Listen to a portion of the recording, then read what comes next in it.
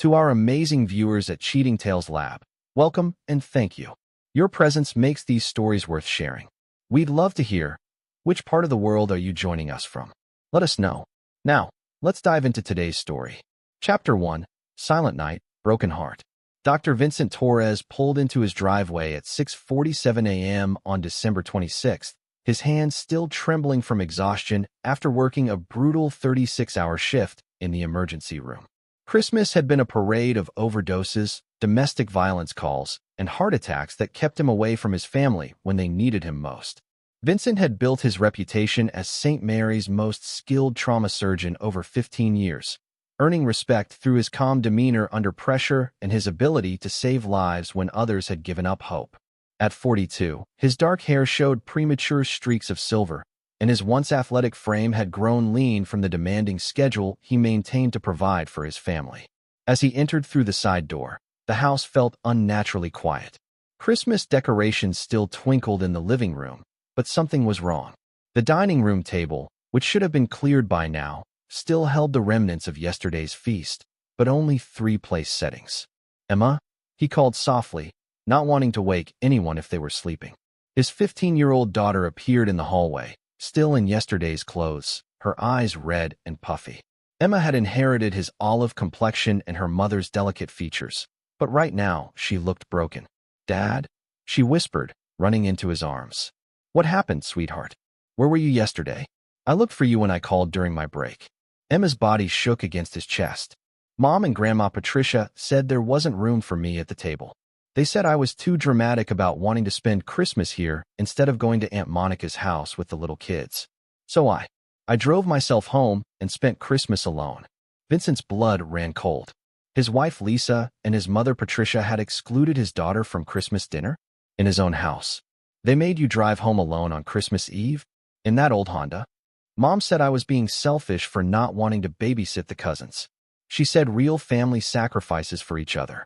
Emma pulled back, wiping her nose.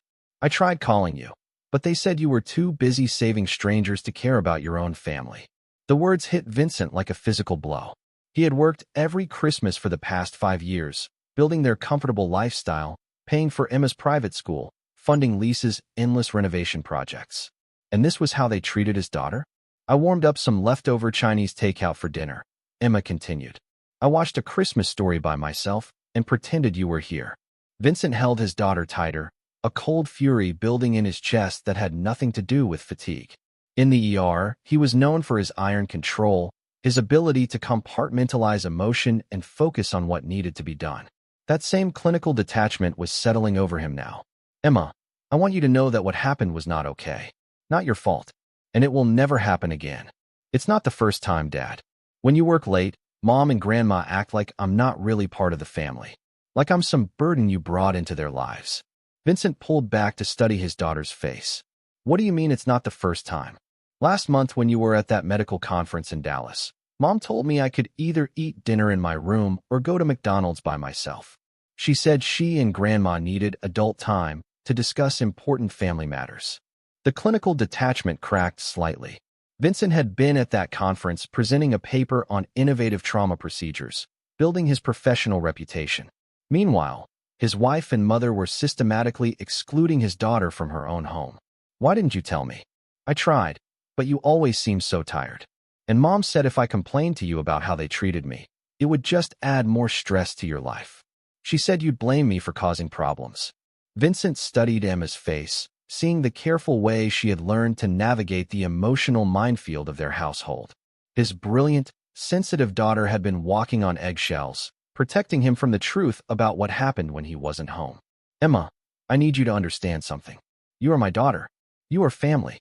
And no one, not your mother, not your grandmother, no one, has the right to make you feel unwelcome in your own home." "But Mom says." "I don't care what your mother says." The words came out harder than he intended, and Emma's eyes widened. Vincent took a deep breath, forcing his voice back to its normal calm tone. "What I mean is, I'm going to fix this. You should never have to spend Christmas alone." From upstairs came the sound of Lisa's alarm clock. Vincent had maybe 30 minutes before she came down to start her morning routine of yoga and expensive coffee. "Emma, I want you to go pack a bag. We're going to stay at the Hampton in downtown for a few days while I figure some things out. Are you and Mom getting divorced? The question hung in the air between them. Vincent realized he didn't have an answer yet. 20 years of marriage, most of them good, but something had shifted in recent years. Lisa had grown distant, critical, always finding fault with his schedule, his priorities, his relationship with Emma. I don't know yet, sweetheart, but I know that you deserve better than what happened yesterday. As Emma headed upstairs to pack, Vincent walked through the house with fresh eyes. The expensive furniture Lisa had insisted on, the kitchen renovation that had cost him 6 months of overtime, the 3-car garage filled with her BMW and his mother's Cadillac, all of it funded by his grueling work schedule. In the kitchen, he found Lisa's phone charging on the counter. She'd always been careless about security, using Emma's birthday as her passcode for everything. Vincent hesitated for only a moment before picking it up. The text thread that appeared at the top of her messages made his blood freeze. Can't wait for V to leave for his next conference. 3 days at the cabin sounds perfect. Emma will be at her friend's house anyway. I told her she couldn't stay here while you and I have our romantic getaway. The response, from someone named Ryan Redhart: your husband's a fool for working so much. If you were mine, I'd never leave you alone. Soon, baby. Soon. Vincent's hands remained perfectly steady as he scrolled through weeks of messages. Plans for secret meetings. Complaints about his work schedule. Discussions about Emma being in the way of their relationship. And then, the message that made everything crystal clear. Patricia is on board with getting Emma shipped off to boarding school next year. Says she's always been too attached to V anyway. Once she's gone, we'll have so much more freedom. Vincent set the phone down exactly where he'd found it. His breathing remained calm and controlled, just like in surgery when a patient was crashing and every decision mattered. His wife wasn't just having an affair.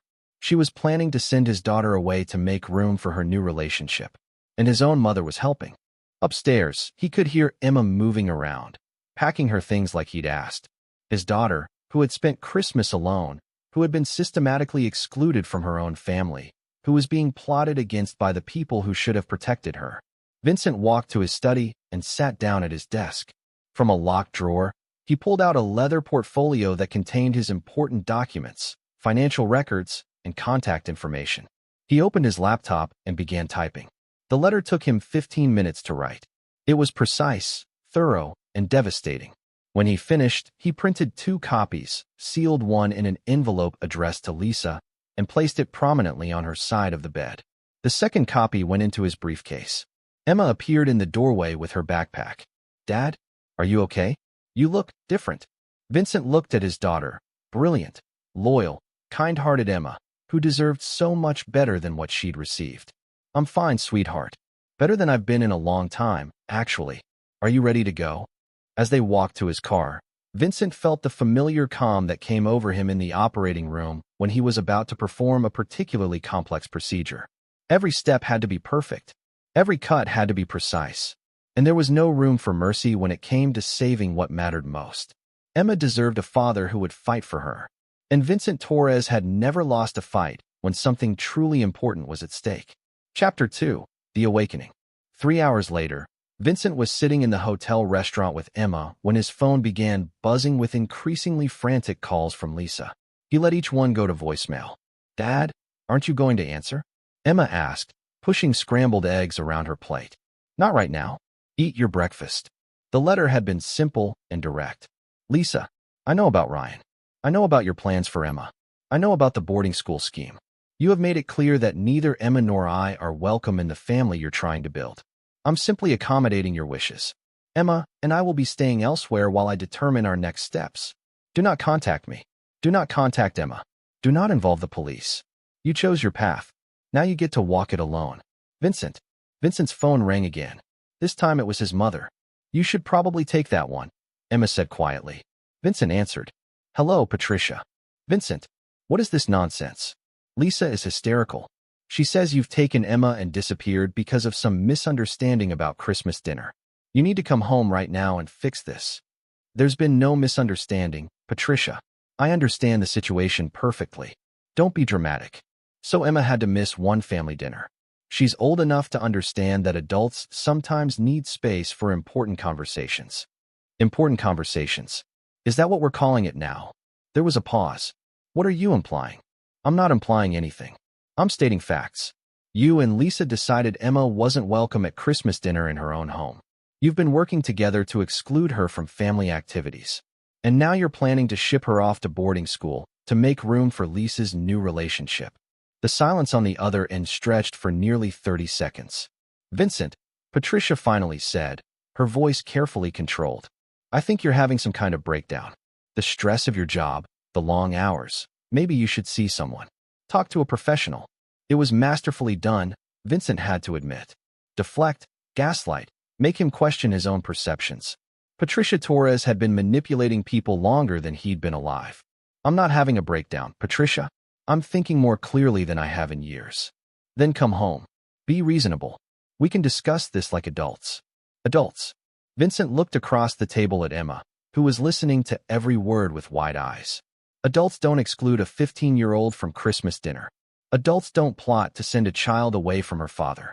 Adults don't cover for their daughter-in-law's affairs. I don't know what lies Emma has been telling you. Emma hasn't told me anything about the affair, Patricia. She doesn't know. But you do, don't you? Another long pause. Vincent, you're making a terrible mistake. Lisa loves you. We all love you. If you would just come home and talk this through rationally. I am being rational. For the first time in years, I'm seeing the situation clearly. Emma and I are not coming home. You can't just take Emma away from her mother. Watch me. Vincent hung up and immediately turned off his phone. Emma stared at him with a mixture of admiration and worry. Dad, what affair? Vincent set down his coffee cup carefully. His daughter deserved the truth, but she also deserved to be protected from the worst of it. Your mother has been seeing someone else, Emma. Someone named Ryan. They've been planning a future together that doesn't include us. Emma's face went pale. How long? I don't know yet. But long enough to make detailed plans. Is that why they wanted me gone? To make room for him? Vincent reached across the table and took his daughter's hand. Yes. Emma was quiet for a long time, processing. When she finally spoke, her voice was steady. What are we going to do? I'm going to make sure you're safe and happy. Beyond that, I'm still figuring it out. Are you going to divorce her? Probably. Good, Emma said quietly. Then, more firmly. Good. I'm tired of pretending everything's normal when it's not. Vincent studied his daughter's face.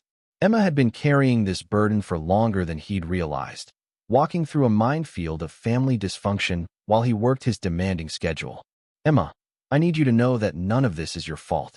Not the affair, not the problems in my marriage, not what happened at Christmas. You are not responsible for any of the adult failures in this situation. I know, Dad.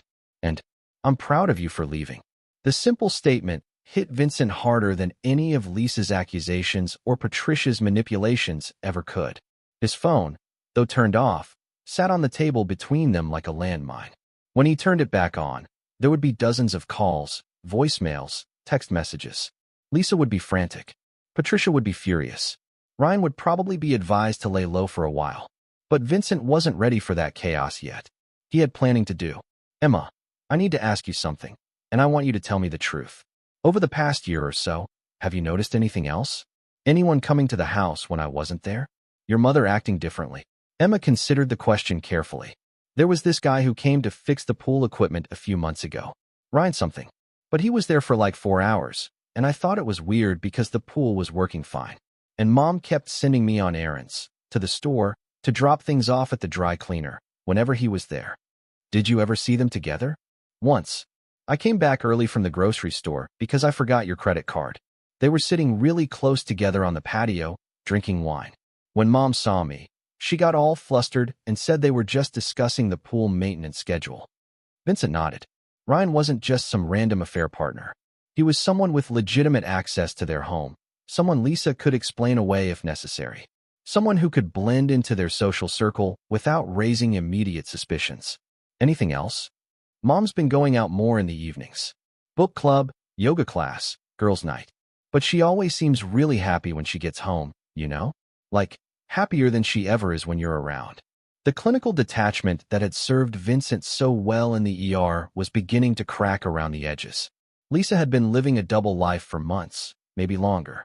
And she'd been so confident in her deception that she'd grown careless about hiding it. Dad, Emma's voice was small. What if Mom tries to say you kidnapped me or something? What if she calls the police? Vincent considered this. Lisa was smart enough to know that involving law enforcement would open her life to scrutiny she couldn't afford. But she was also desperate now, and desperate people made poor decisions. She won't call the police, sweetheart. She has too much to hide. But even if she did, I'm your father. I have every right to spend time with you. What about school? Winter break ends next week. We'll figure it out. Vincent was quiet for a moment, thinking through his options. He had built a successful career, accumulated significant assets, established relationships throughout the medical community. But he'd also been so focused on providing for his family that he'd failed to protect the most important part of it. That mistake would not be repeated. Emma, how would you feel about transferring to a different school? Maybe somewhere we could get a fresh start. Away from here. Away from here. Emma looked around the hotel restaurant, then back at her father. Honestly, I'd love that. I've never really fit in at school anyway. All the other kids, their families are different. Their parents are around more. I always felt like I was pretending to be something I wasn't. Vincent felt a surge of protective anger. His daughter had been isolated not just at home, but at school as well, living a carefully constructed lie to cover for the dysfunction in their family. Then that's what we'll do. But first, I need to take care of some things here. What kind of things? Vincent looked at his daughter, seeing himself in her dark eyes, seeing the strength she'd inherited from him along with his stubborn refusal to accept unfair treatment. The kind of things that make sure your mother and grandmother understand that their actions have consequences. Emma nodded slowly. Can I help? The question surprised him. Emma, Dad, they hurt both of us. They excluded me from my own family, and they betrayed you. If you're going to make them pay for that, I want to be part of it. Vincent studied his daughter's face. At 15, Emma was old enough to understand the gravity of what had happened. She was also old enough to participate in ensuring it never happened again. What did you have in mind? Emma's smile was sharp and familiar. She had inherited more than just his eyes. Well, she said thoughtfully, I know where Mom keeps her backup credit cards. And I know Ryan's last name and where he works. And I definitely know all of Grandma Patricia's secrets. Vincent felt something cold and calculating settle into place in his chest. In the operating room, the most complex procedures required a team approach. Everyone had to know their role, execute their part flawlessly, and trust the others to do the same. Tell me everything you know, he said quietly. Emma leaned forward, and for the next hour, Vincent learned just how much his brilliant daughter had observed while she was being systematically excluded from her own family. By the time they finished talking, Vincent's plan was beginning to take shape, and it was going to be far more comprehensive than a simple divorce. Chapter 3: Gathering Intelligence. Dr. Vincent Torres had always been methodical in his approach to complex problems, whether he was reconstructing a shattered femur or diagnosing an unusual constellation of symptoms. Now, as he sat in his hotel room with Emma napping on the adjoining bed, he applied that same systematic thinking to the problem of Lisa and Ryan. Over the past 2 days, he had turned his phone on for exactly 30 minutes each morning and evening, just long enough to monitor the increasingly desperate messages flooding his voicemail. Lisa's calls had evolved from angry to pleading to threatening. Patricia's messages grew more manipulative with each attempt. But it was the messages they weren't leaving that told him the most. Vincent opened his laptop and began typing detailed notes about everything Emma had told him. Ryan Kellerman worked for Pinnacle Pool Services, a company that maintained pools for several upscale neighborhoods, including their own. He was 34, divorced, and according to Emma's careful observations, had been visiting their house far more frequently than their pool maintenance schedule required. More interesting was what Emma had discovered about Patricia's secrets. His mother, it turned out, had been systematically stealing from the church's charity fund for nearly 3 years, using her position as treasurer to cover small amounts that she claimed were for administrative expenses. Emma had overheard a heated phone conversation between Patricia and Father Miguel about missing money and had pieced together the truth. I didn't know if I should tell you, Emma had said. I mean, she's your mom. But she's been so mean to me, and she always acts like she's better than everyone else. Vincent had reassured his daughter that she'd done the right thing by telling him. Patricia's theft explained her increasing financial anxiety and her growing dependence on Vincent's generosity. It also gave him leverage. A soft knock at the hotel room door interrupted his planning. Vincent checked the peephole and was surprised to see Dr. Michael Reeves, his closest colleague from the hospital. Emma, he said quietly, gently shaking his daughter awake. Mike's here. Go into the bathroom for a few minutes, okay? Emma nodded and gathered her things. Vincent waited until he heard the bathroom door close before opening the hotel room door. Mike, how did you find me? Dr. Reeves was Vincent's age, but looked older, worn down by the same demanding schedule that had kept Vincent away from home. Your credit card. I called in a favor with hospital security. Vince, what the hell is going on? Lisa called the hospital yesterday, saying you'd had some kind of breakdown and taken Emma. Vincent stepped aside to let his friend enter. Lisa's having an affair. I found out and left. No breakdown required. Mike sat heavily in the chair by the window. Jesus. I'm sorry, man. How are you holding up? Better than I expected. Emma's handling it well, too. Where is Emma? Lisa's telling everyone you kidnapped her. Emma's here with me because she wants to be. Lisa and my mother excluded her from Christmas dinner in her own house, Mike. They're planning to ship her off to boarding school so Lisa can have more freedom with her boyfriend. Mike was quiet for a long moment. That's fucked up, Vince. Even for Lisa. Vincent raised an eyebrow. Even for Lisa? Come on, man. You had to know she was unhappy. The way she talked about your schedule, about feeling like a single parent. I always wondered how long she'd put up with it. She told you she was unhappy? She talks to Diane sometimes. Wives support group kind of thing. Diane mentioned that Lisa felt neglected, that she was thinking about leaving. Vincent felt the familiar clinical detachment settling over him. Mike's wife Diane had known Lisa was considering leaving, which meant other people in their social circle probably knew too. Vincent had been working himself to exhaustion to provide for his family while they were actively plotting against him. Mike, I need you to do something for me. Whatever you need. I need you to keep your mouth shut about where I am. Tell Lisa you haven't heard from me. Tell Diane the same thing. Mike looked uncomfortable. Vince, maybe you should come back and try to work this out. Marriage counseling or... Would you work it out if you found out Diane was fucking another man and planning to send your kids away? That's different. How? Mike was quiet for a moment. Okay, point taken. But running away isn't going to solve anything.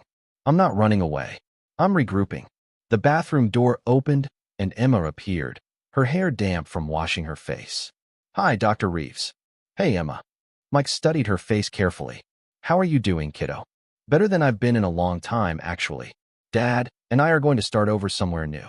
Mike looked between Vincent and Emma, clearly struggling with something. Finally, he sighed. Vince, there's something else you should know.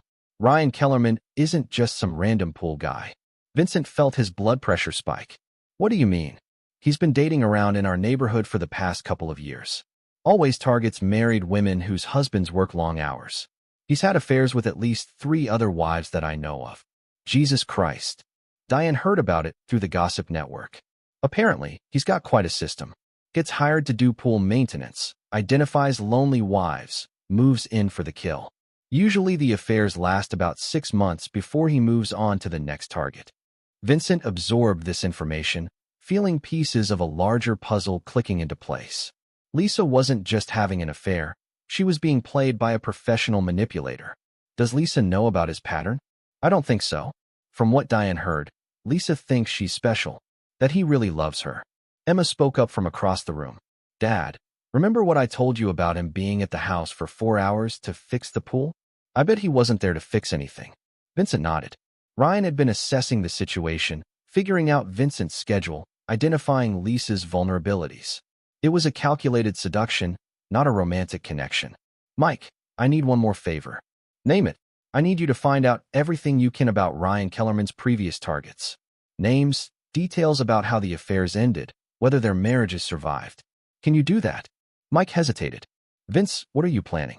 I'm planning to make sure he doesn't target anyone else's family. That sounds like vigilante justice. Vincent looked at his friend steadily. That sounds like community service. After Mike left, promising to gather information while maintaining Vincent's secret location, Emma emerged from the bathroom where she'd been pretending not to listen. Dad, I have an idea. I'm listening. What if Ryan doesn't know that you know about the affair yet? What if we let him think he's still got the upper hand? Vincent considered this. Lisa had probably told Ryan about the letter by now, but Ryan might not understand the full extent of Vincent's knowledge. What are you thinking? Mom's phone. You said she uses my birthday as her passcode for everything. What if we could get back into the house and check her computer, her email, maybe find more evidence about how long this has been going on? Vincent studied his daughter's face. Emma, if we do this, there's no going back. Once I have that evidence, I'm going to use it. Not just for the divorce, but to make sure both Lisa and Ryan understand that there are consequences for their choices. What kind of consequences? Vincent was quiet for a long moment, thinking about Ryan's pattern of targeting married women, about Lisa's plans to send Emma away, about Patricia's theft from the church fund. Individual pieces of information that, when combined properly, could be devastatingly effective.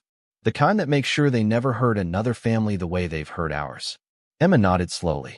When do we go? Tonight. Lisa and Patricia both go to evening mass on Saturdays. That gives us about 2 hours. As evening approached, Vincent felt the familiar pre-surgical calm settling over him. Every complex procedure required careful preparation, precise timing, and the absolute conviction that what you were doing was necessary. This would be no different. Chapter 4. The Infiltration. At 6:30 p.m. on Saturday evening, Vincent and Emma sat in his car at the end of their street, watching as Lisa's BMW and Patricia's Cadillac pulled out of the driveway together. St. Catherine's evening mass started at 7, which gave them approximately 90 minutes to gather what they needed. You remember the plan? Vincent asked quietly. I go straight to Mom's office while you check the master bedroom. We take pictures of everything with our phones. Don't move anything that might be noticed missing. If anyone comes home early, I text you and we meet at the side door. Vincent nodded. Emma had inherited his methodical approach to problem solving, and her insider knowledge of the house's routines made her invaluable for this operation. They entered through the garage using Vincent's remote, moving through the house like ghosts. The familiar space felt foreign now, contaminated by the knowledge of what had been happening within its walls. Emma headed directly to Lisa's small home office, while Vincent climbed the stairs to their bedroom. Lisa's computer was already logged in, another sign of her careless confidence. Vincent began systematically photographing the contents of her email, focusing on messages to and from Ryan Kellerman. What he found was worse than he'd imagined. The affair had been going on for 8 months, not the few weeks he'd assumed. Lisa and Ryan had explicit plans that extended far beyond a simple fling. They had researched boarding schools for Emma, discussed selling the house, even looked at properties in other states where they could start fresh together. More damaging were Lisa's emails to her sister Monica, detailing her complaints about Vincent and Emma. I'm so tired of pretending to care about Emma's little problems. She's not even my real daughter. She's just a reminder of Vincent's first marriage. Ryan understands that I need to put my own happiness first for once. Vincent stared at the screen, feeling something cold and final settle in his chest. Lisa had been married to Vincent for 12 years. She had helped raise Emma since she was 3 years old, and she thought of her as someone else's burden. His phone buzzed with a text from Emma. Dad, you need to see this. Mom's desk drawer. Vincent saved the emails to his phone and headed downstairs. Emma was standing in Lisa's office, holding a manila folder. What is it? Forged documents. Looks like Mom's been setting up a separate bank account using information from your medical practice. And there's correspondence with a lawyer about filing for divorce and claiming you've been abusive. Vincent examined the documents Emma had found. Lisa had been systematically preparing for divorce while maintaining the pretense of a happy marriage. The abuse allegations were particularly creative. She claimed Vincent's long work hours and emotional distance constituted psychological abuse that had damaged both her and Emma. There's more, Emma said quietly. I found a recording device in the living room. Looks like she's been trying to get you to say something she could use against you. Vincent felt his jaw tighten. Lisa hadn't just been having an affair. She'd been building a legal case designed to destroy his reputation and limit his access to Emma. Emma, take pictures of everything. I need to check something upstairs. Vincent returned to the master bedroom and began a more thorough search. Hidden in the back of Lisa's jewelry box, he found a burner phone. The text messages on it told the complete story of her relationship with Ryan, including detailed discussions about how to manage Vincent during the divorce process. The final message exchange made Vincent's blood run cold. Lisa, I talked to the lawyer again. If we can prove Vincent is unstable, I might be able to get full custody and restrict his visitation. Ryan, what about Emma? Will she cooperate? Lisa, Emma won't have a choice. Once she's at boarding school, she'll only be home for holidays. We can control what she sees and hears. Eventually, she'll understand that this is better for everyone. Ryan, and if Vincent fights it? Lisa, then we destroy him. I've been documenting his erratic behavior for months. Long work hours, emotional distance, anger issues. By the time I'm done, no court will give him unsupervised access to Emma. Vincent photographed every message, his hands perfectly steady despite the rage building in his chest. Lisa wasn't just planning to leave him. She was planning to destroy his relationship with his daughter and damage his medical career in the process. Emma appeared in the doorway. "Dad, we need to go? I just saw headlights turn onto our street." They quickly finished gathering evidence and slipped out through the side door, reaching Vincent's car just as an unfamiliar truck pulled into their driveway. Through the windshield, Vincent saw a man who matched Emma's description of Ryan Kellerman. "He's got a key," Emma whispered as they watched Ryan let himself into the house. Vincent sat in his car, watching another man enter his home with casual familiarity, and felt the last vestiges of his marriage die. Lisa hadn't just betrayed him. She had given Ryan access to everything Vincent had worked to build. "Dad, are you okay?" Vincent looked at his daughter, thinking about Lisa's plans to ship her away and limit his access to her. Emma had been living in a house where she was actively unwanted, surrounded by people who saw her as an obstacle to their happiness. "I'm better than okay, sweetheart. I'm focused." As they drove away from the house, Vincent's phone rang. It was Mike Reeves. "Vince, I got that information you wanted about Ryan Kellerman. It's worse than we thought." "How much worse?" 3 previous affairs, all with married women in upscale neighborhoods. In every case, the women thought they were in love and that he was going to leave his wife for them. But Ryan was never married. He's a professional con artist who targets lonely wives with wealthy husbands. Vincent absorbed this information. What happened to the marriages? 2 ended in divorce. The husbands got destroyed financially because their wives had been manipulated into hiding assets and running up debt. The 3rd marriage survived, but barely. That couple moved across the country to get away from the scandal. And Ryan? He disappears for a few months, then resurfaces in a new area with a new identity. Different last name, different background story, same MO. Vincent felt pieces of the puzzle clicking into place. Ryan wasn't just having an affair with Lisa. He was running a long-term con designed to extract as much money as possible before moving on to his next target. "Mike, I need one more favor. Can you find out Ryan's real name and background?" "Already on it. His real name is Ryan Mitchell. He's originally from Phoenix. Has a record for fraud and identity theft going back 15 years. Vincent smiled for the first time in days. "Perfect. Send me everything you can find." After hanging up, Vincent turned to Emma. "How would you like to learn about justice, sweetheart?" "What do you mean?" "Your mother and Ryan think they're very clever. They've been planning to destroy our family and steal everything I've worked for. But they made one crucial mistake." "What's that?" Vincent's smile was cold and calculating. "They assumed I would be a passive victim." Emma studied her father's face. "What are we going to do?" "We're going to give them exactly what they deserve. And we're going to make sure they never hurt another family again." As they drove back to the hotel, Vincent began explaining his plan to his daughter. It was complex, ruthless, and absolutely devastating. Emma listened carefully, asking intelligent questions and offering suggestions that made the plan even more effective. By the time they reached the hotel, both father and daughter were smiling. Chapter 5: The Perfect Trap. Vincent spent Sunday morning making phone calls from the hotel business center while Emma researched boarding schools online. Not because they were considering them, but because they needed to understand exactly what Lisa and Ryan had planned for her future. The first call was to his lawyer, David Chun, who agreed to meet them Monday morning for an emergency consultation. The second was to Father Miguel at St. Catherine's, requesting a private meeting about a delicate matter concerning parish finances. The third was to the Phoenix Police Department, where Detective Sarah Walsh was very interested to learn that Ryan Mitchell had resurfaced under a new identity. "Emma," Vincent said as they sat in the hotel restaurant for lunch, "I need you to understand something about what we're going to do. Once we set this in motion, there's no stopping it. Your mother and Ryan are going to face consequences that will change their lives permanently." Emma looked up from her salad. "Dad, they were planning to destroy your career and send me away so they could be together. They deserve whatever happens to them." Vincent studied his daughter's face. At 15, Emma was already showing the kind of moral clarity that had taken him 42 years to develop. All right then, here's what's going to happen. The plan Vincent outlined was elegant in its simplicity and devastating in its execution. Every element was designed to use Lisa and Ryan's own actions against them, creating a cascade of consequences that would destroy their relationship and leave them both facing serious legal problems. Phase 1 would begin Monday morning with Vincent's lawyer filing for divorce on grounds of adultery, supported by the evidence they'd gathered from Lisa's computer and phone. But instead of serving Lisa immediately, they would wait. Phase 2 involved Detective Walsh. Ryan Mitchell was wanted in Phoenix on outstanding fraud charges.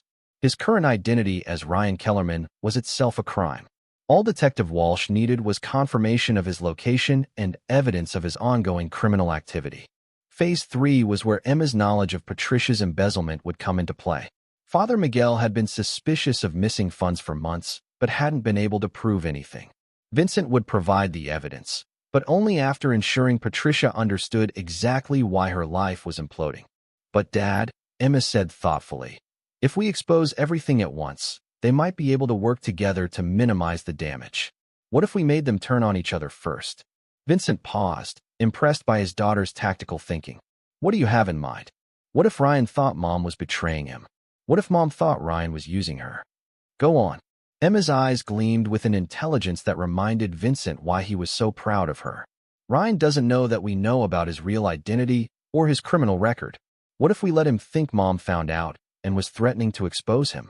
Vincent considered this. If Ryan believed Lisa was a threat to his freedom, his survival instincts would override any romantic feelings.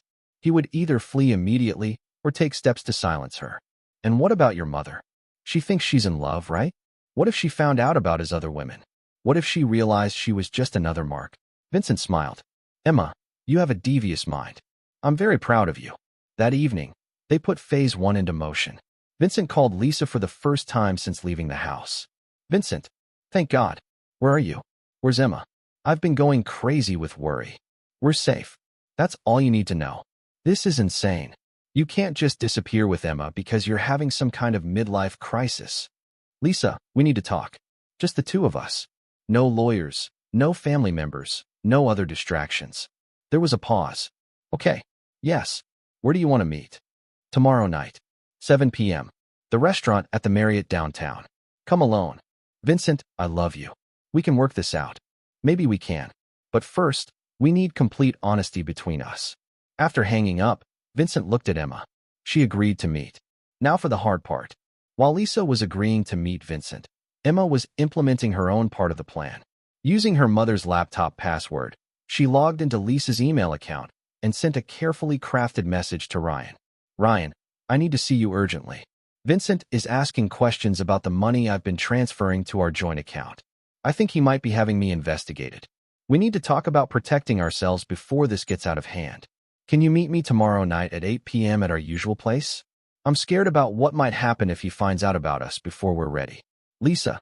The message was designed to make Ryan believe that Vincent was closing in on their financial schemes and that Lisa was panicking. A panicked accomplice was a dangerous liability. Now we wait, Vincent said. By tomorrow night, they'll both be so paranoid about each other that they won't be thinking clearly. What about Grandma Patricia? She gets a visit from Father Miguel tomorrow afternoon. I've already sent him copies of the church financial records showing the missing money, along with a detailed explanation of how Patricia has been covering her tracks. Emma nodded approvingly. And after Mom and Ryan destroy each other tomorrow night, Detective Walsh will be waiting to arrest Ryan Mitchell on outstanding warrants. Your mother will find herself facing charges for financial fraud and conspiracy, and Patricia will be explaining to the police why she's been stealing from a church charity. Vincent looked out the hotel window at the city lights below. Somewhere out there, Lisa was probably calling Ryan to tell him about the meeting tomorrow night.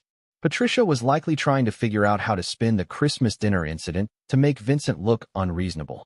Ryan was probably planning his next move in what he thought was a simple con game.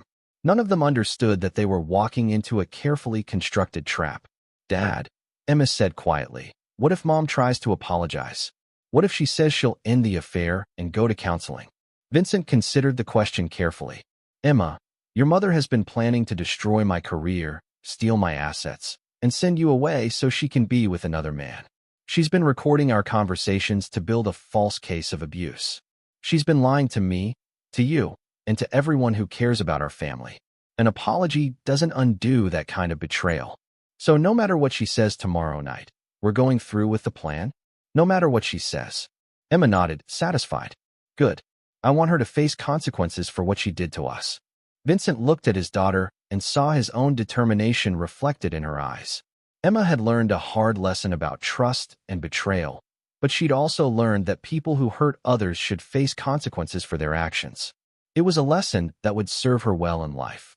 Tomorrow night, Lisa and Ryan would learn that some betrayals carried a price too high to pay. Chapter 6. The First Domino. Monday afternoon brought 3 crucial developments that set the final phase of Vincent's plan into motion. First, Detective Walsh called to confirm that Ryan Mitchell's fingerprints matched those on file in Phoenix.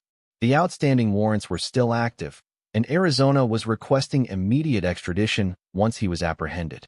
Second, Father Miguel's meeting with Patricia had gone exactly as Vincent had predicted. Confronted with documentary evidence of her embezzlement, Patricia had broken down and confessed to stealing nearly $15,000 from the church charity fund over 3 years. Father Miguel was meeting with the parish attorney Monday evening to determine whether to file criminal charges. Third, and most satisfying, Emma's fake email to Ryan had triggered exactly the response they'd hoped for. Ryan had replied immediately, agreeing to meet Lisa at their usual place, which Emma informed Vincent was a cabin he rented outside the city. But Ryan's response had included details that revealed his growing paranoia. Lisa, if Vincent is having you investigated, we need to be very careful. Delete all our emails and texts. Move the money to the offshore account we discussed. If this goes bad, you need to be able to deny everything. I'll handle Vincent if he becomes a problem. The phrase, I'll handle Vincent, was particularly useful. It implied a threat that could be interpreted multiple ways by law enforcement. Now, at 6:45 p.m., Vincent sat in the Marriott restaurant waiting for Lisa to arrive. Emma was safely back at the hotel with explicit instructions to call hotel security if anyone other than Vincent tried to contact her. Lisa arrived 15 minutes late, looking nervous and overdressed in a way that suggested she thought this meeting might be salvageable. She'd always been beautiful, and she'd clearly made an effort tonight to remind Vincent of what he'd be losing. Vincent, she slid into the booth across from him, reaching for his hand. I'm so glad you called. I've been miserable without you and Emma. Vincent didn't pull his hand away, but he didn't return her touch either. Have you? Of course. This whole thing has been a terrible misunderstanding. I never meant for Emma to feel excluded at Christmas. Your mother and I were just trying to give her some space to spend time with the younger cousins. The lie came so easily that Vincent almost admired her skill. Lisa had always been a gifted manipulator, but he'd never seen it directed at him so blatantly before. And what about Ryan? Lisa's face went carefully blank. Ryan? The pool maintenance man? What about him? Lisa, I know about the affair. I know about your plans to send Emma to boarding school. I know about the fake abuse allegations you've been preparing for the divorce. The color drained from Lisa's face, but she rallied quickly. Vincent, I don't know what you think you know, but I know about the separate bank account. I know about the cabin. I know you've been recording our conversations to try to make me look unstable. Lisa stared at him for a long moment, then seemed to deflate. How long have you known? Since Christmas morning. I found your phone. Jesus Christ. Lisa buried her face in her hands. Vincent, I can explain everything. I'm listening. Lisa looked up, tears streaming down her face. I was lonely. You work such long hours, and I felt like I was raising Emma by myself while you were off being the hero doctor. Ryan paid attention to me. He made me feel special. So you decided to destroy our marriage and send my daughter away. No, it wasn't supposed to happen like this. Ryan convinced me that Emma would be happier at boarding school, that she needed more structure than we could provide. And the divorce. Vincent, I thought you'd be relieved. You seem so unhappy at home. Vincent studied his wife's face, looking for any sign of genuine remorse. What he saw instead was calculation. Even now, even caught red-handed, Lisa was trying to manipulate the situation to her advantage. Lisa, what's Ryan's real name? The question caught her off guard. What do you mean? His name is Ryan Kellerman. No, it's not. His real name is Ryan Mitchell. He's a career criminal who specializes in seducing married women and stealing their assets. You're not his first victim, Lisa. You're just his latest mark. Lisa's face went white. That's not, you're lying. Vincent pulled out his phone and showed her the police report Detective Walsh had sent him. Ryan Mitchell, age 34, multiple arrests for fraud and identity theft. He's wanted in Phoenix on outstanding warrants. The FBI has been tracking him for 2 years. Lisa stared at the police report, her hands shaking. This can't be right. Ryan loves me. We're planning a future together. What future? Did he ever actually talk about leaving his wife? Did he ever give you a timeline for when you'd be together permanently? Lisa's silence was answer enough. There is no wife, Lisa. There never was. Ryan's entire identity is fake.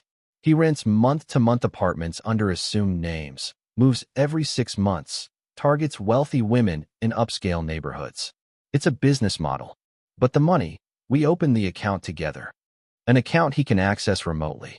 How much have you transferred to it? About $40,000. Oh God. Lisa's face crumpled as the reality of her situation hit her. He's been playing me this whole time. Vincent felt a moment of something that might have been pity, but it passed quickly. Lisa, you were planning to destroy my career and send Emma away for a man you'd known for 8 months. Even if Ryan had been legitimate, that would have been unforgivable. Vincent, please. I made a terrible mistake. But we can fix this. I'll end things with Ryan. Go to counseling, whatever you want. Just please don't divorce me. It's too late for that. What do you mean? Vincent checked his watch. 8:15 p.m. Right about now, Ryan would be arriving at the cabin, expecting to meet with a panicked Lisa who was worried about Vincent's investigation. Instead, he would find Detective Walsh and a team of officers waiting to arrest him. Lisa, by now your boyfriend has been arrested on outstanding warrants. The FBI is seizing the bank account you opened together as evidence in his fraud case.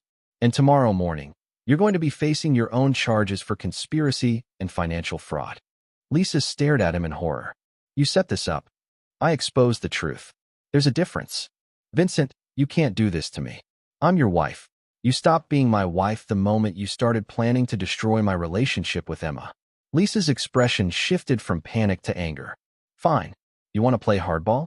I'll destroy you in court. I have recordings of you threatening me, documentation of your emotional abuse, witnesses who will testify that you're an unfit father.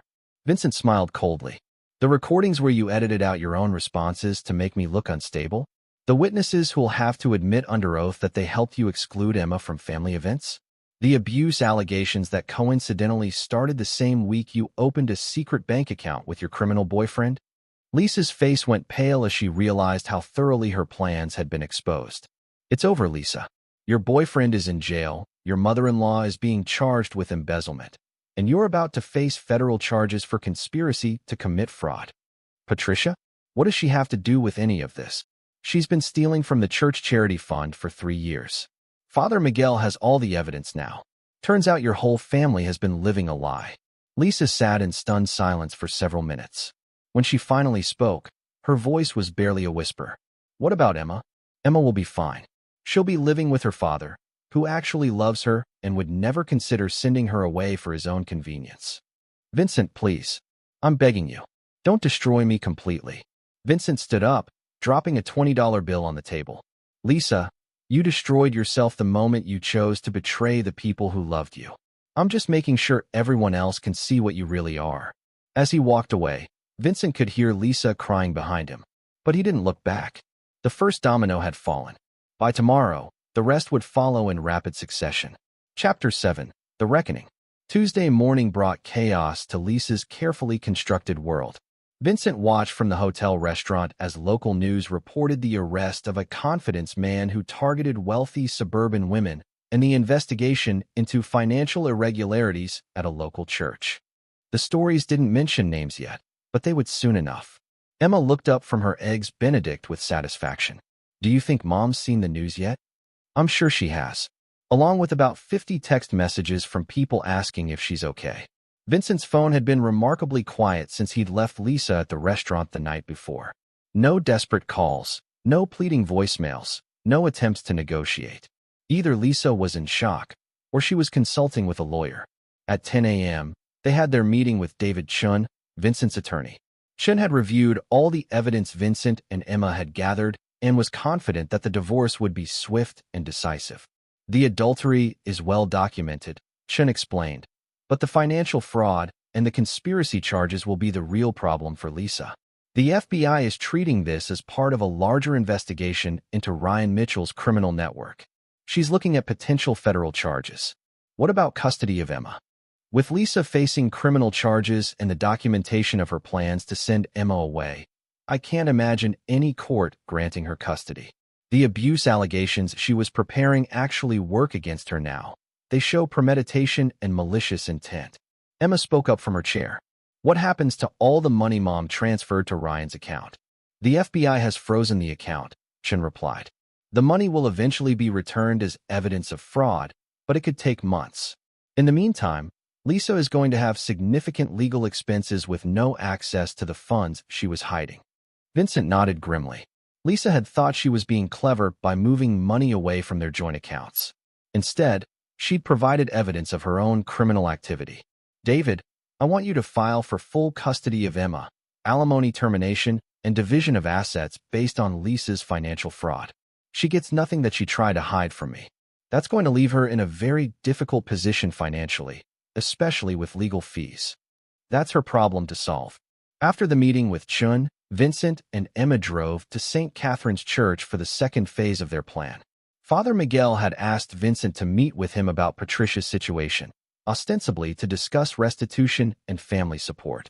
They found Patricia sitting in Father Miguel's office, looking older and more fragile than Vincent had ever seen her. The confident, manipulative woman who had excluded Emma from Christmas dinner was gone, replaced by someone who finally understood the consequences of her actions. Vincent, Patricia said weakly, I was hoping you'd come. Hello, Patricia. Father Miguel gestured for Vincent and Emma to sit down. I've been discussing the situation with your mother, Vincent. She's agreed to make full restitution to the charity fund, and she's expressed deep remorse for her actions. Vincent looked at Patricia steadily. Have you? I made a terrible mistake, Patricia said, not meeting his eyes. I was having financial difficulties, and I thought I could replace the money before anyone noticed. It just kept getting worse. What financial difficulties? Patricia was quiet for a long moment. I've been gambling, Vincent. Online poker, sports betting. I lost more than I could afford, and I panicked. Vincent felt another piece of the puzzle click into place.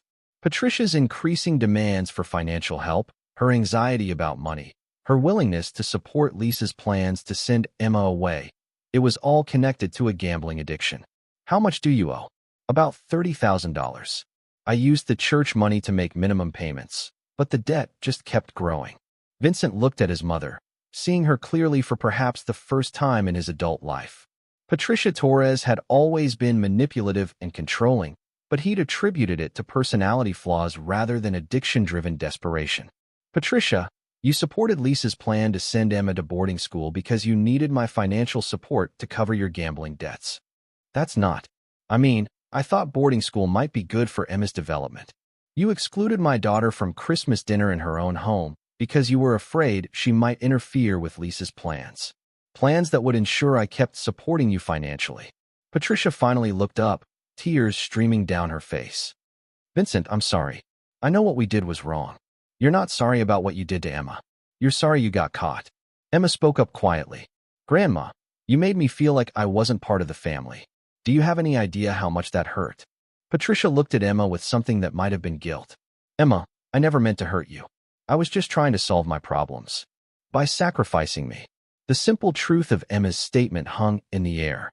Patricia had been willing to destroy a 15-year-old girl's sense of family and belonging to cover her own financial mistakes. Father Miguel cleared his throat.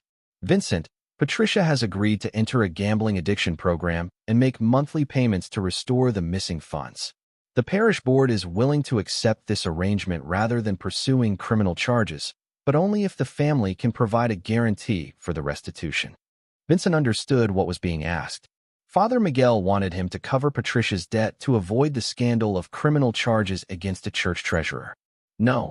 Vincent, please, Patricia said. If I go to jail, it will destroy what's left of our family. You destroyed our family, Patricia. You and Lisa together. You chose gambling and manipulation over the well-being of a 15-year-old girl. But I'm your mother.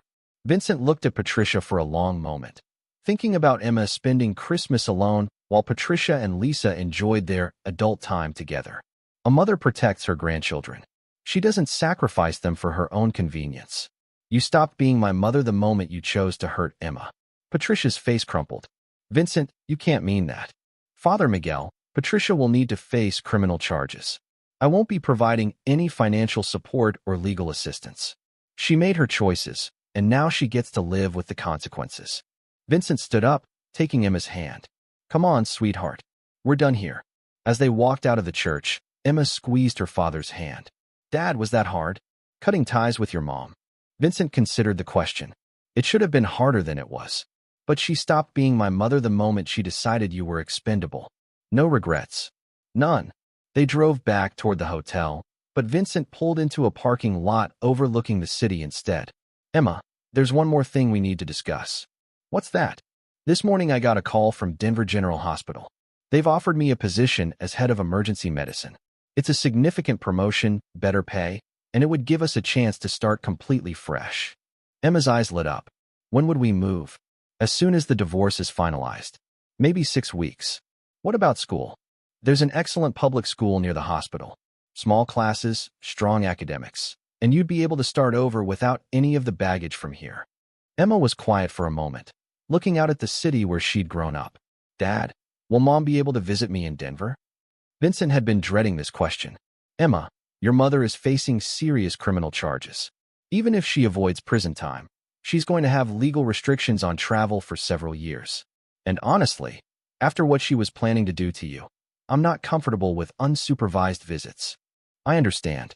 And I'm okay with that. She showed me who she really is. Vincent studied his daughter's face, impressed by her emotional maturity. Emma, you know that none of this was your fault, right? Your mother's choices, Patricia's choices, the affair, the lies, none of that had anything to do with you. I know, Dad, and I know you'll never abandon me the way they did. Vincent felt his throat tighten with emotion. Never. You're the most important thing in my life, Emma. Everything I do is to protect you and give you the best future possible. Then let's go to Denver. Let's start over.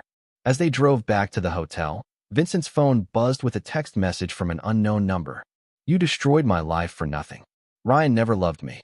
I lost everything for a lie. I hope you're happy. Vincent showed the message to Emma, who read it and shrugged. She destroyed her own life, Dad. You just made sure everyone could see what she'd done. Vincent deleted the message without responding. Lisa had made her choices, and now she was facing the consequences. His responsibility was to Emma, not to the woman who had planned to betray them both. Tomorrow, they would start looking at apartments in Denver. Next week, they would put the house on the market. Within 2 months, they would be building a new life together, free from the people who had tried to destroy their family. Vincent Torres had always been a surgeon, trained to cut away diseased tissue to save the healthy parts. Now he had applied those same skills to his personal life. And both he and Emma were going to be stronger for it. Chapter 8. Consequences and New Beginnings. 6 weeks later, Vincent stood in the empty living room of what had been their family home, watching the moving truck pull away with the last of his and Emma's possessions. The house had sold within a week. Apparently, the pool and landscaping Ryan had worked on were particularly attractive to buyers who didn't know the full story. Emma appeared beside him, her backpack slung over her shoulder. Ready to go, Dad? Ready. The past month and a half had brought a cascade of consequences for everyone involved in the betrayal. Ryan Mitchell had been extradited to Phoenix, where he was facing multiple felony charges that would likely keep him in prison for the next decade. The FBI's investigation had uncovered a network of similar cons across 5 states, with dozens of victims. Lisa had been charged with conspiracy to commit fraud and money laundering. Her lawyer had negotiated a plea deal that would keep her out of federal prison, but she was facing 3 years of probation, massive fines, and restitution payments that would consume most of her remaining assets. The divorce had been finalized with Vincent receiving full custody of Emma and the majority of their shared assets. Patricia had been formally charged with embezzlement and was awaiting sentencing. Her gambling addiction had cost her not only her freedom, but her relationship with her son and granddaughter. Vincent had heard through mutual acquaintances that she was living with her sister Monica and working as a cashier to pay legal fees. But the most satisfying consequence had been watching Lisa's social circle turn against her as the full story emerged. The women who had once envied her lifestyle now whispered about her gullibility and poor judgment. The couples who had double-dated with Lisa and Vincent now avoided her completely, embarrassed by their association with the scandal. Vincent felt no pity for any of them. They had made their choices, and choices had consequences. "Dad," Emma said as they walked to the car, "do you ever wonder what would have happened if you hadn't found out about the affair?" Vincent considered the question. "You would have been shipped off to boarding school. I would have lost most of my assets in a rigged divorce, and Ryan would have disappeared with whatever money he could steal. By the time I figured out what had happened, it would have been too late to stop any of it. So finding out saved us. Finding out saved us. But more importantly, fighting back saved us. If I had just accepted the betrayal and tried to work things out, we'd both still be living with people who saw us as obstacles to their happiness." Emma nodded thoughtfully. "I'm glad you're not the kind of person who forgives and forgets. Some things shouldn't be forgiven, sweetheart. When people show you who they really are, believe them the first time." The drive to Denver took 8 hours, with Emma navigating and Vincent driving his practical sedan packed with their immediate necessities. They had deliberately traveled light, bringing only what they needed to start fresh. Everything else could be replaced. Their new apartment was in a modern building near the hospital, with mountain views and a community pool that Emma had already claimed for her daily swimming routine. Vincent's new position came with a significant raise and better hours. No more 36-hour shifts. No more missing important moments in Emma's life. "Dad," Emma said as they unpacked boxes in their new kitchen, "I want you to know something." "What's that?" "This is the happiest I've ever been. Even with everything that happened, even knowing that Mom and Grandma don't love me the way I thought they did. I feel free." Vincent paused in his unpacking to look at his daughter. Emma had grown 2 inches in the past 6 weeks and was beginning to look more like a young woman than a child. But more than her physical growth, she seemed emotionally stronger, more confident, more sure of herself. "You know what, Emma? I feel free too. Do you miss Mom at all?" Vincent considered the question honestly. "I miss the woman I thought she was. But that woman was never real. The real Lisa was someone who could plan to send you away and destroy my career for her own convenience. I don't miss that person at all." "What about Grandma Patricia?" "Same answer. I miss the mother I thought I had. But I don't miss the woman who excluded you from your own family." Emma nodded, satisfied. "Good. I was worried you might try to reconcile with them eventually." "Never. Some betrayals are permanent, Emma. When people show you that their love is conditional, that it can be withdrawn when you become inconvenient, you have to take them at their word."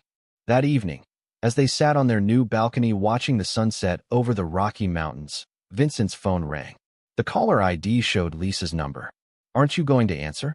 Emma asked. "No point. We have nothing to say to each other." The phone stopped ringing, then immediately started again. "She's persistent," Emma observed. "Desperation will do that." Vincent turned off his phone and set it aside. Tomorrow, he would change their numbers. Tonight, he just wanted to enjoy the peace of knowing that he and Emma were safe, together, and free from people who had never deserved their love in the first place.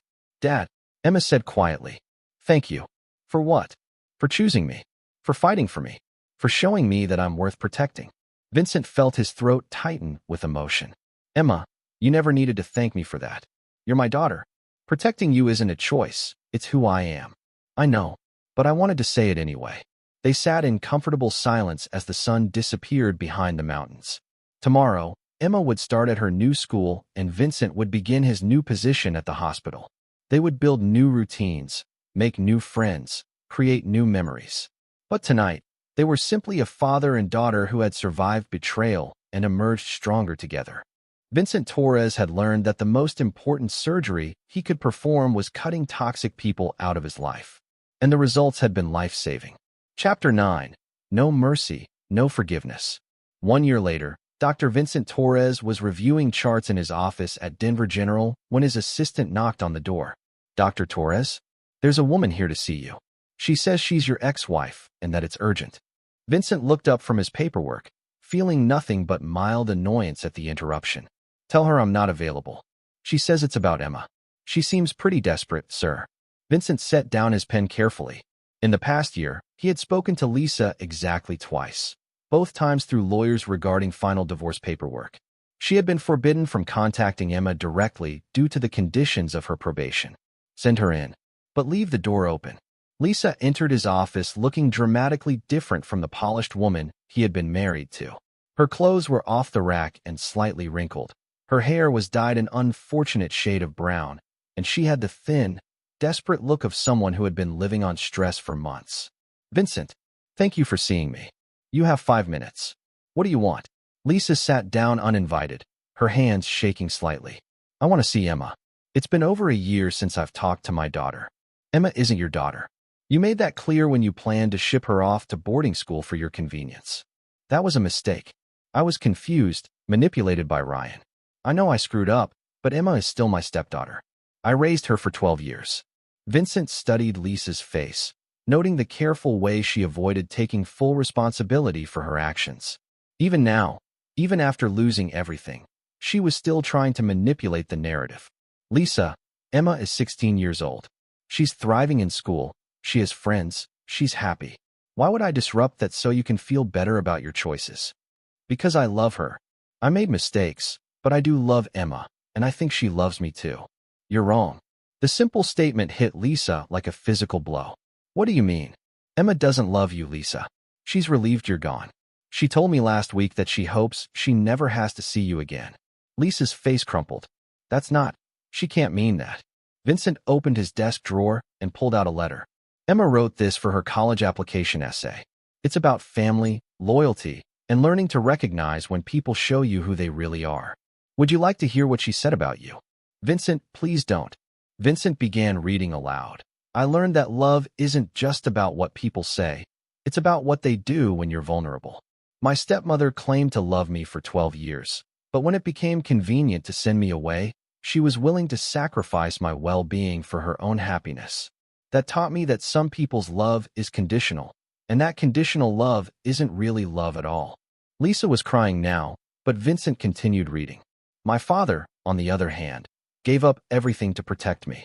He lost his marriage, his home, his relationship with his mother, and his entire social circle rather than allow people to treat me as expendable. That's when I learned the difference between people who say they love you and people who actually do. Vincent set the letter down and looked at Lisa steadily. Emma submitted that essay to Harvard, Stanford, and MIT. All 3 schools accepted her with full scholarships. She's going to be a doctor, Lisa.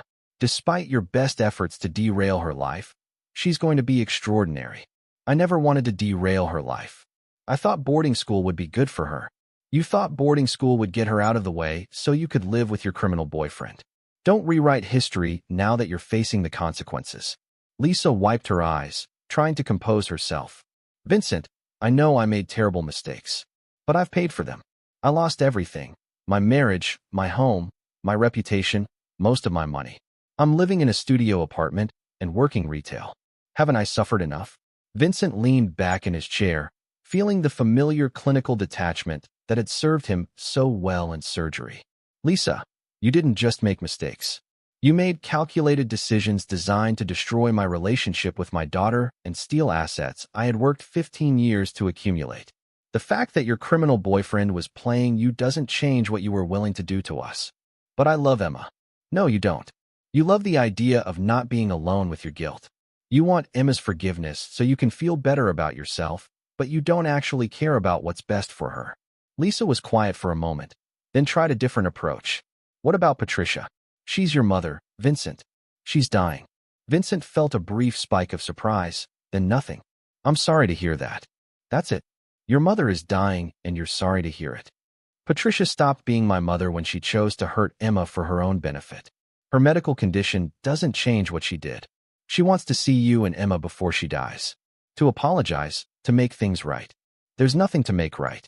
Patricia showed us who she really was. We believed her. Lisa stared at him in horror. How can you be so cold? How can you just cut people out of your life like they never mattered? Vincent considered the question carefully. Lisa, when you planned to send Emma away, did you consider how it would affect her?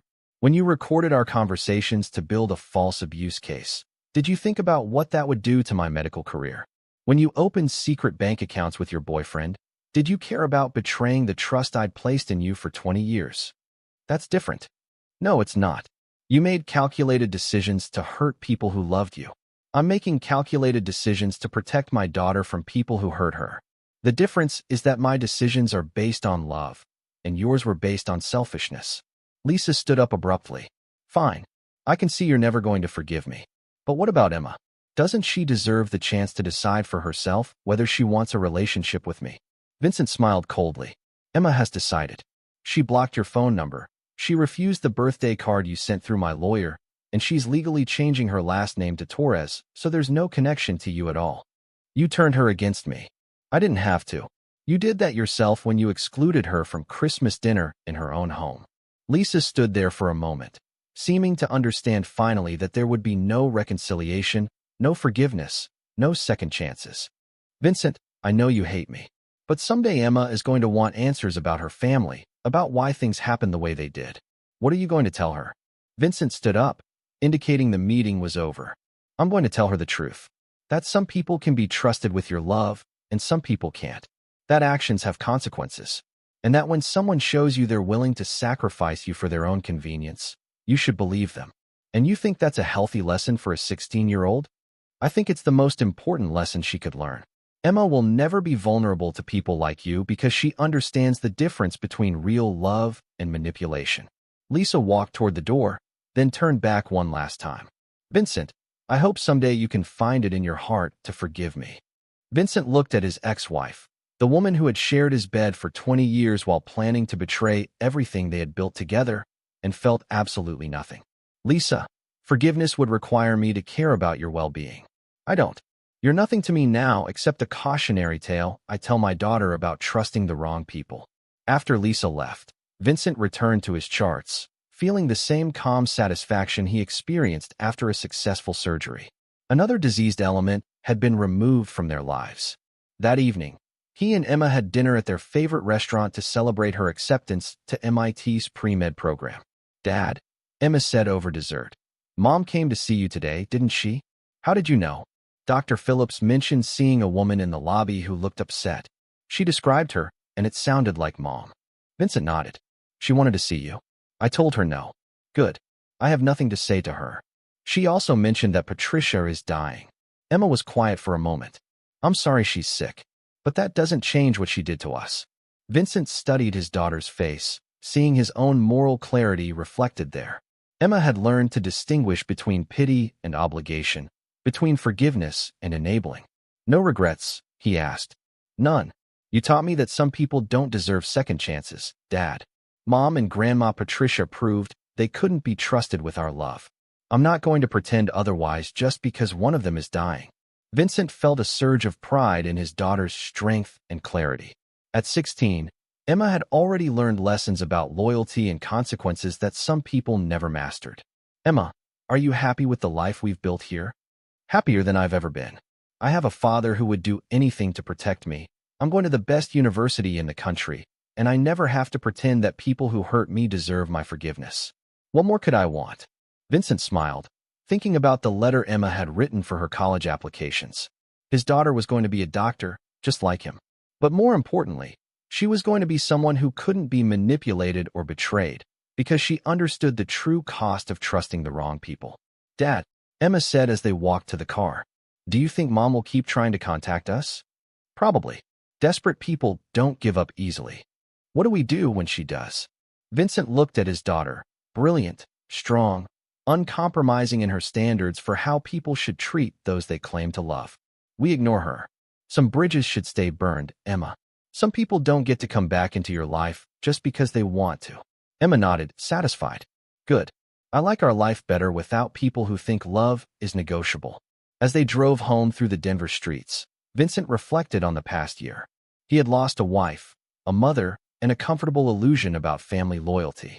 In return, he had gained absolute clarity about what mattered most and an unshakable bond with the one person who had never betrayed his trust.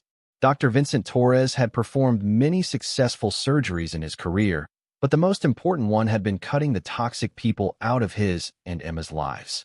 The patient, their family of two, had made a complete recovery. and there would be no follow-up appointments with the people who had tried to destroy them. Some amputations were permanent, some betrayals were unforgivable, and some people simply didn't deserve a second chance to hurt the ones they claimed to love. Vincent Torres understood this now, and he had taught his daughter the same lesson. Neither of them would ever be vulnerable to false love again. This is where our story comes to an end. Share your thoughts in the comments section. Thanks for your time. If you enjoy this story, please subscribe to this channel. Click on the video you see on the screen, and I will see you there.